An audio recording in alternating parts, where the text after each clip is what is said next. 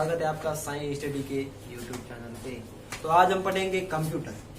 Computer का तीसरा part पढ़ेंगे, ठीक है। 3 पार्ट हम पहले पढ़ चुके हैं और आज हम पढ़ेंगे कंप्यूटर का तीसरा पार्ट। गत पार्ट में हमने पढ़ा था कि कंप्यूटर की भाषा कौन कौन सी है।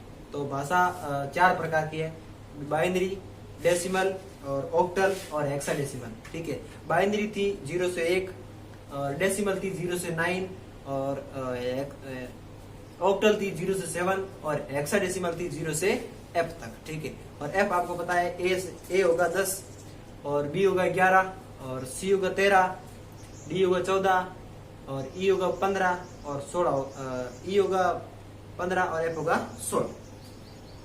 मतलब A B C D E F 15 तक होगा, F 15 होगा, ठीक है। तो इस प्रकार से हमने उस भाषा का बना लिया था अर्थात उस भाषा को समझ लिया था और उस भाषा के कुछ उदाहरण दिए थे कि बाइनरी भाषा को डेसिमल भाषा में कैसे बदला जाए और डेसिमल भाषा को बाइनरी भाषा में किस प्रकार बदला जाए। तो इन सभी बातों के बाद हम शुरू करते हैं एक सीपीयू के बारे में, ठीक है। जो सीपीयू है कंप्यूटर का अंदर प्रोसेसिंग करने वाला, जैसे मैंने आपको बताया था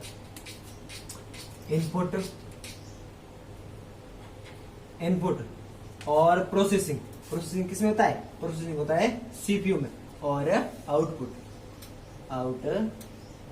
तो इस प्रकार के 3 कंप्यूटर के भाग हैं, एक इनपुट, एक प्रोसेसिंग जो होता है सीपीयू में और एक होता है आपका आउटपुट। तो इस प्रकार से इन तीनों भागों को क्या कहते हैं? हम तीनों भागों को कंप्यूटर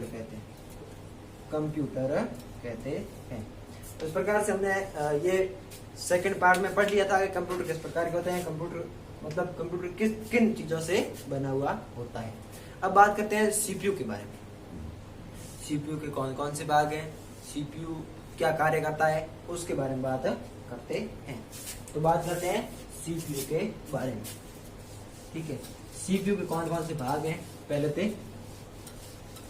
तो वो पढ़ते हैं, ठीक है। पहले पढ़ते हैं सीपीयू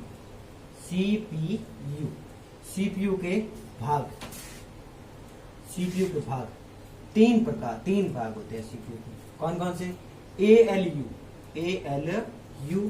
एक होता है CU और एक होता है MU, ठीक। एक ALU, एक CU और एक MU, ठीक है।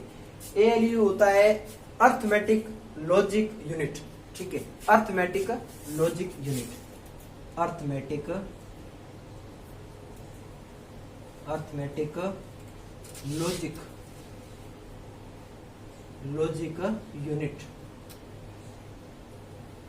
ठीक है। और C होता है कंट्रोल यूनिट,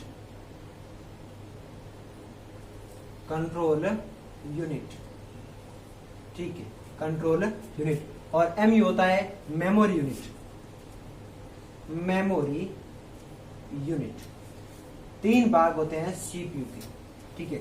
जो प्रोसेसिंग कार्य करता है सीपीयू, और इस सीपीयू को होते हैं 3 भाग। कौन कौन से? एक होता है ALU अर्थमेटिक लॉजिक यूनिट, ठीक है। एक होता है CU कंट्रोल यूनिट जो सीपीयू एंड कंप्यूटर को कंट्रोल करता है। सीपीयू प्लस कंप्यूटर को कंट्रोल करता है कौन? CU। और MU मेमोरी को स्टोर करता है। ये MU जो मेमोरी यूनिट है ये डेटा को स्टोर करता है, ठीक है। तो इस प्रकार से सीपीयू के 3 भाग हैं। कंप्यूटर का मुख्य बंदी सीपीयू और सीपीयू के 3 भाग हैं, एक MU, एक CU और एक ALU। ALU का मतलब अर्थमेटिक लॉजिक यूनिट, ठीक है। CU का मतलब है कंट्रोल यूनिट, ठीक। और MU का मतलब है मेमोरी यूनिट, ठीक है। तो इन तीनों के मतलब क्या क्या कार्य है, ठीक है। तो CU का कार्य है डेटा का मतलब सीपीयू और कंप्यूटर को कंट्रोल करना, ठीक है। सीपीयू और कंप्यूटर को कंट्रोल करना, ठीक है। ये कार्य किसका? ये है कंट्रोल यूनिट का, ठीक है। अब इस MU का कार्य है कि डेटा स्टोर करना,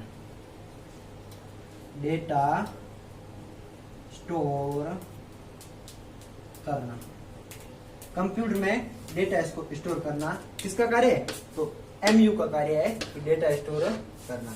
ठीक है, तो इस प्रकार से कंप्यूटर सीपीयू के 3 भाग हुए, एएलयू, सीयू और MU. ALU arithmetic unit, arithmetic logic unit, CU control unit और एमयू मेमोरी यूनिट। इस प्रकार से सीपीयू के 3 भाग हुए कंप्लीट। ठीक है, इस प्रकार से सीपीयू के 3 यूनिट हुए कंप्लीट।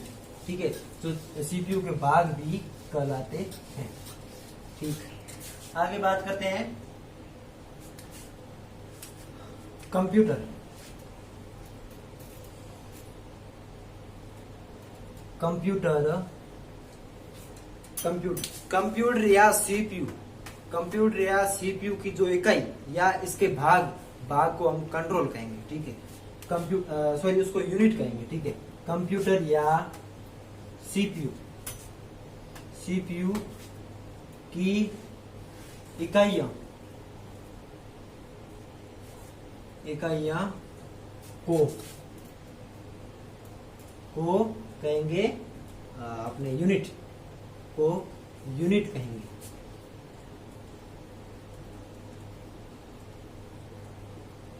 ठीक है, इकाइयां यहाँ से भाग भी कहा जाता है। जैसे हमने पढ़ा था सीपीयू का भाग, सीपीयू के 3 भाग है, एएलयू, एमयू और सीयू। तो उनको कहा था हमने यूनिट, मेमोरी यूनिट और कंट्रोल यूनिट और अर्थमेटिक लॉजिक यूनिट। इस प्रकार से कंप्यूटर, सीपीयू के 3 भाग पढ़ लिए। अगर कंप्यूटर का भाग पढ़ेंगे तो उसको भी हम कहेंगे यूनिट। ठीक है, तो कंप्यूटर या सीपीयू की इकाइयों को हम क्या कहेंगे? यूनिट कहेंगे। अब सीपीयू की जो है 3 भाग हो गए। ठीक है, सीपीयू की इकाइयों को हम कहेंगे यूनिट। सीपीयू की गति मापने वाले यंत्र को हम कहेंगे एमआईपीएस। ठीक है, सीपीयू की जो मतलब गति है, गति मापने वाली इकाई को हम कहेंगे एमआईपीएस। सीपीयू की गति को मापने वाला यंत्र कौन सा है? इसका नाम है MIPS। ठीक है, इसका नाम क्या है? MIPS। ठीक है, MIPS। तो इसका पूरा नाम होगा मिलियन इंस्ट्रक्शन पर सेकंड। अर्थात ये 1 मिलियन इंस्ट्रक्शन अर्थात 1 मिलियन जो कार्य है सीपीयू के, तो वो 1 सेकंड में कर देता है। ठीक है, तो इस इकाई को कहेंगे MIPS। ठीक है, मिलियन इसका पूरा नाम। ठीक है, मिलियन इंस्ट्रक्शन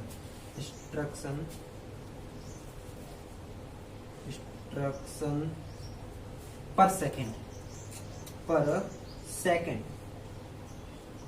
ठीक है, इतना फास्ट चलता है कि 1 मिलियन अर्थात 1 मिलियन अर्थात 10 लाख कार्य कंप्यूटर के, 10 लाख शब्द कहे, कार्य कहे, कुछ भी कहे, तो 10 लाख कार्य कंप्यूटर के 1 सेकंड में कर देता। कौन? MIPS।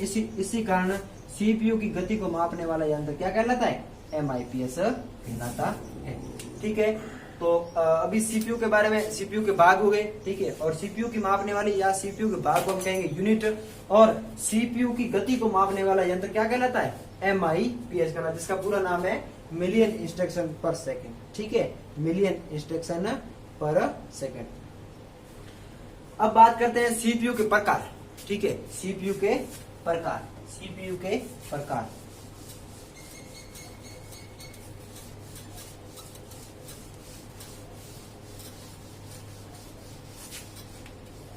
सीपीयू के प्रकार। सीपीयू के प्रकार। सीपीयू के प्रकार है, 2 प्रकार का सीपीयू होता है। एक होता है CISC, ठीक, और एक होता है RISC। ये तो आपको याद रखने पड़ेंगे कि CISC और RISC। इस प्रकार से सीपीयू के जो भाग, प्रकार एवं सीपीयू की जो इकाई को हम क्या कहते हैं, उनके बारे में आपको जानकारी मिल गई होगी। जैसे कि सीपीयू को मापने वाला यंत्र क्या कहलाता है, तो आपको वो कहलाता है मिलियन इंस्ट्रक्शन पर सेकंड, ठीक है, उसे कहते हैं IMPS। तो फिर से बात करते हैं कि सीपीयू के भाग कौन कौन से हैं, ठीक है। तो सीपीयू कार्य क्या करता है, तो सीपीयू कार्य करता है प्रोसेसिंग का, ठीक है। सीपीयू का कार्य क्या है ये भी लिख लेते हैं साथ में, हमने उस क्लास में पढ़ा था लेकिन इसमें लगता है सीपीयू का कार्य। तो सीपीयू का कार्य है प्रोसेसिंग। क्या है इसका कार्य, है प्रोसेसिंग। हिंदी में लिखेंगे, ठीक है, हिंदी में लिखेंगे, हिंदी वाले बच्चों के लिए अच्छा रहेगा। तो प्रोसेसिंग, ठीक है। सीपीयू के कार्य को हम कहेंगे प्रोसेसिंग, ठीक, प्रोसेसिंग अर्थात कार्य। सीपीयू के जो कार्य है, तो कार्य क्या है, सीपीयू किसी भी डेटा को प्रोसेसिंग करना, जैसे हमने इनपुट दिया, ये सीपीयू प्रोसेसिंग करेगा और आउटपुट निकालेगा। कौन, सीपीयू का कार्य क्या है, प्रोसेसिंग करना। कंप्यूटर में जैसे कि हम कोई भी इनपुट देते हैं, कोई भी लेटर लिखते हैं, तो वो पहले कंप्यूटर किस भाषा में समझता है। कंप्यूटर की भाषा हिंदी थोड़ी है ना, कंप्यूटर की भाषा है 0 से 1, जैसे बाइनरी, ठीक है, हेक्साडेसिमल और ऑक्टल।